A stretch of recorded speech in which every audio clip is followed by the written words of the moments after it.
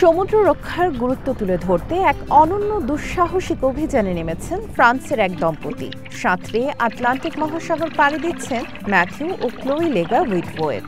শুক্রবার আফ্রিকার পশ্চিম উপকূলের ছোট দ্বীপ দেশ কেপ ভার্দে থেকে শুরু হয় তাদের এই যাত্রা। কেপ ভার্দে দ্বীপের উপকূলীয় শহর মিন্দোলো থেকে স্বজনদের বিদায় জানিয়ে আটলান্টিকের নীল জলরাশিতে নেমে পড়েন এই দম্পতি। নিজেদের ইকো অভিযাত্রী হিসেবে পরিচয় দেয়া এই দম্পতি পরিকল্পনা করছেন কয়েক মাস ধরে প্রায় ৩,৮০০ কিলোমিটার সাঁতরে ফরাসি ক্যারিবীয় দ্বীপ গুয়াদেলুপে পৌঁছাবেন।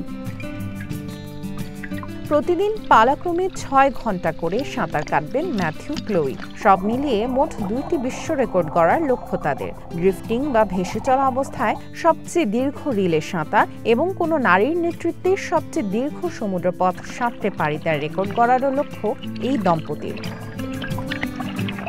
তবে ম্যাথিউ ক্লোই দম্পতির লক্ষ্য শুধু রেকর্ড গড়া নয়, সমুদ্র সংরক্ষণের প্রয়োজনীয়তা সম্পর্কে বিশ্ববাসীকে সচেতন করতেও চান তারা। সামিয়া জান্নাহ, ওয়ান ইন্টারন্যাশনাল ডেস্ক।